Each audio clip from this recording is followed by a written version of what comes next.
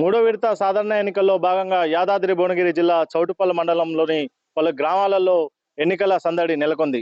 మనం ప్రస్తుతం మల్కాపురం మేజర్ గ్రామ పంచాయతీలో ఉన్నాము. బీఆర్ఎస్ పార్టీ అభ్యర్థి గీర్కటి నిరంజన్ గౌడ్ మనతో ఉన్నారు. ఇంటింటి ప్రచారం నిర్వహిస్తున్నారు. వారిని అడిగి మరిన్ని వివరాలు తెలుసుకుందాం. చెప్పండి, మీరు ఇంటింటి గడప గడప ప్రచారం నిర్వహిస్తున్నారు కదా, ప్రజల నుంచి మీకు ఎలాంటి స్పందన వస్తుంది? మొదటిగా జై తెలంగాణ అన్న. జై తెలంగాణ. గ్రామంలోని ప్రజలందరూ, మహిళలు, పురుషులు, యువకులు అందరూ రేపు రాబోయే ఎలక్షన్ లో బీఆర్ఎస్ అభ్యర్థిగా నన్ను సర్పంచ్ అభ్యర్థిగా గెలిపించడానికి సిద్ధంగా ఉన్నారు.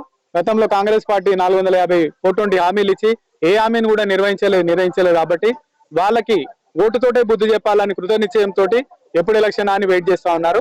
రాబోయే ఎలక్షన్ లో ఖచ్చితంగా మనకు మంచి మెజార్టీ ఇచ్చి కాంగ్రెస్ పార్టీని ఓడగొట్టడానికి సిద్ధంగా ఉన్నారు. మీరు సర్పంచ్ గా గెలిస్తే ఊర్లో ఎలాంటి మౌలిక సదుపాయాలు చేస్తారు?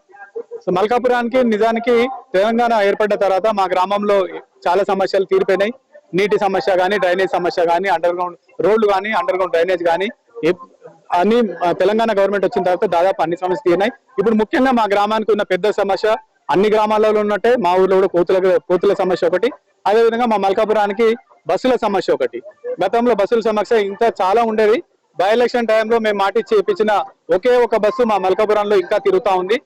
మన జనరల్ ఎలక్షన్ లో భాగంగా ఇదే సమస్య మీద మా ప్రజలు అడిగినప్పుడు ఎమ్మెల్యే అభ్యర్థిగా అప్పుడు వచ్చిన రాజగోపాల్ రెడ్డి గారు, నేను గెలిచిన నెల రోజుల్లోనే మీ ఊరికి బస్ వేపిస్తా, బస్సు వచ్చేవారికి నేను టెంట్ వేసుకుని ఉంటా అని మాట్లాడారు. కానీ 20 అయిపోయింది, ఇప్పటి వరకు ఆ టెంట్ లేదు, బస్సు లేదు. బాగా చాలా ఇబ్బంది పడుతున్నారు. మా ఊర్లో విద్యార్థులు, పిల్లలు చాలా మంది ఉద్యోగాలు పెట్టేవాళ్ళు ఉంటారు. పొద్దున్నే ఇక్కడ నుంచి ఊళ్ళో నుంచి హైదరాబాద్ పోవాలన్నా, చౌటుప్పల్ పోవాలన్నా ఇక్కడ నుంచి హైవే మీదకి వరకు నడిచి వెళ్ళి బస్సు ఎక్కాల్సిన పరిస్థితి వస్తుంది. ఆడ హైవే దాటడానికి కూడా చాలా ప్రమాదకరమైన పరిస్థితి ఉంది.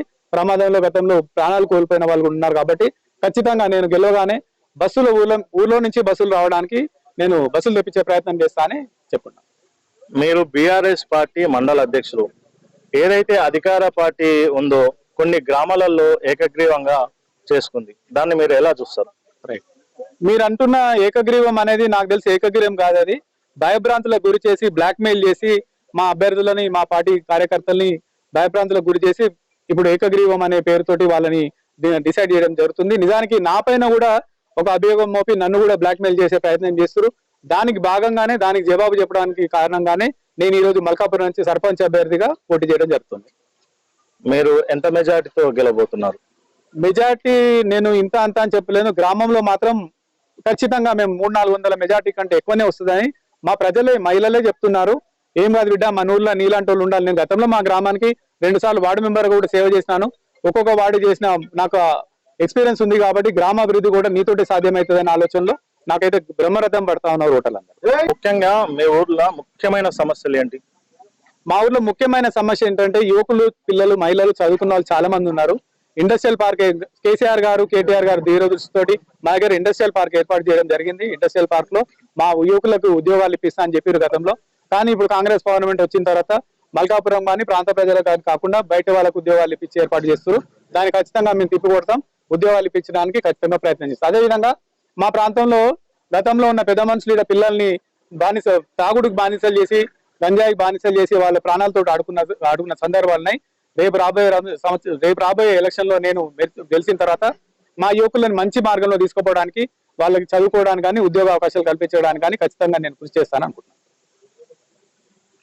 ఇది ఏదైతే అధికార పార్టీ సర్పంచులని ఏదైతే ఏకగ్రీవాలు కొన్ని చేసుకుందో అది భయభ్రాంతులకు గురి చేసి ఏకగ్రీవాలు చేసుకుంది తప్ప సొంతంగా ఏం కాదు అనేసి ఇక్కడ చెప్తున్నారు. ఏదైతే నీ విలేజ్ ఉందో, నన్ను గెలిపిస్తే ఏదైతే ముఖ్యంగా సమస్యలు ఏదైతే ఉందో అది ఖచ్చితంగా నేను తీరుస్తాను అని ఇక్కడ చెప్తున్నారు. కెమెరామాన్ కృష్ణతో గణేష్, యాదాద్రి భువనగిరి జిల్లా.